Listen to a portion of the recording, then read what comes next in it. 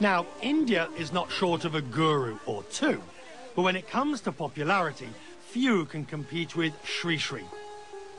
In his white robes, even a simple stroll conjures up scenes of some kind of messiah. At night, the crowds die down, giving me the chance to consult the man they call Guruji. We're talking about spirituality. It seems from what we've seen in this programme that more people are searching harder for inner peace these days. Would you agree? Correct. They want some solace, they're looking for some meaning to life. That quest has begun. But why now and why more than before? I think that at some level people are saturated with the material things that they have been having. That's one reason. Second is, whether they are rich or poor, everyone wants to be happy. And for that they have to go deep inside. But is materialism completely inconsistent with spirituality? I don't think so. That's not, it's not an impediment. You don't have to renounce everything and go to Himalayas to find yourself. You can do or you can take care of all your responsibility. At the same time, find some time for your inner nurturing. With its pure marble temple, Sri Sri's ashram currently houses about 6,000 people. All are here to take an art of living course and maximise their inner peace. Meditation, breathing techniques, and a huge dose of spiritual wisdom. There's no getting away from it. It's a pretty impressive sight. Thousands of people over there learning the art of meditation and seeking inner peace. It's also a very seductive feeling. You can see what they're striving for. And yes, I'd like to have a little bit of that too. The breathing exercises. I saw some today. What do they do? What are they geared to be doing? The link between body and mind is the breath.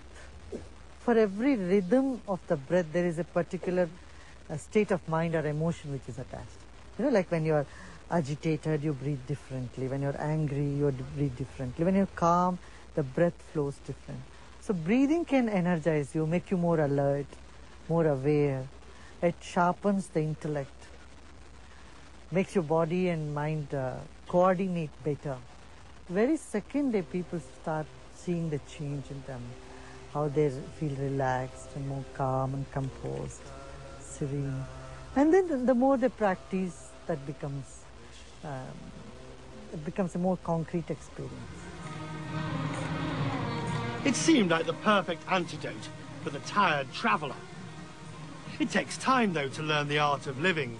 However, with the help of my teacher, Vikram, I gave the basics my best shot. 3, 4, hold, 2, 3, 4, exhale. I've never really done anything like this before. I've always thought of myself as the sort of practical person. But I have to say, the deep breathing exercises, well, it has made me feel better. And if I am sceptical about the emotional benefits of doing all of this, well, I'll keep an open mind. The big question is, how do I integrate it 4,000 miles away back in my daily life? Now that's the challenge. Less of a challenge is the ashram's Ayurvedic health centre. If I'm not mistaken, my spiritual side was starting to rise up. In fact, I was positively floating. When you walk round your ashram, people bow. I know it's custom to touch your feet. Do you ever get embarrassed? It used to in the beginning. I used to be a very shy person. I wouldn't like people praising and, There's a tradition in India, bowing down. The way of greeting an elder is to go completely down. Sometimes it's a big problem because a person is bowing down, the person behind him doesn't see it, and he bows down, and one fall on the other, and it takes me forever to take a short walk. Not only this, I tell you even more, that people throw flowers petals at you. And of course you need to have some glasses to protect your eyes from those flowers. At one place, in one of the gatherings, we told people to please don't throw flowers. Once it did hit my eyes. You know what I landed up with? Rice. Oh. Shishi's message of peace and tolerance has spread to more than 140 countries. Some skeptics label him as too self-promoting, but people from all walks of life are signing up, regardless of their religious background. The relationship that exists between spirituality and religion, it is often one that is confused, isn't it? Because let's take, for example, the art of living. You go to great lengths to prove that it is not religious per se. Would that be fair? Correct. Because spirituality is something beyond religion. Religion is confined to certain practices and symbols. It transcends the religious boundaries. Now, another thing is, though the roots of this knowledge is in Hinduism, the yoga and meditation, made it so secular in a sense that people belonging to any religious background, community, belief system have no difficulty in getting benefit out of it. Do you believe that is the way we are probably going to move forward in the future? Some variant of secular spiritualism? Absolutely, absolutely. Only that can unite people.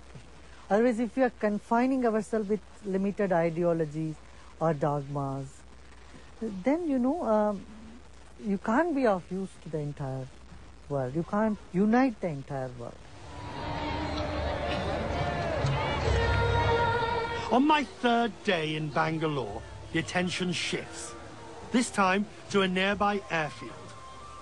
The 25th anniversary celebrations are only hours away. The sun is setting. The seats are filling as far as the eye can see. They expect 2.5 million people here over the next 3 days. The scale of this event is simply breathtaking. That stage alone holds 3,800 musicians.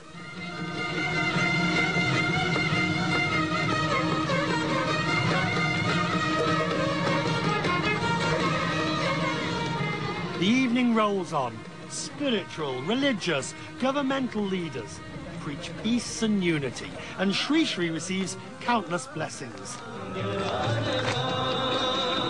There's Vedic chanting, and of course, more meditation. And slowly breathe out.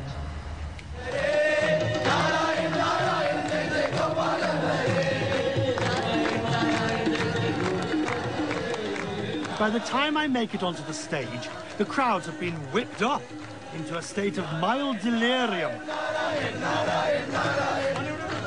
They're experiencing a true spiritual high. And just as I'm trying to reconcile what I'm seeing with the reality of the world's problems, His Holiness catches my eye. What happened next was not part of the script. I didn't know the words, and I certainly wasn't a VIP. But there I was, next to Guruji, with a million eyes wondering who I was.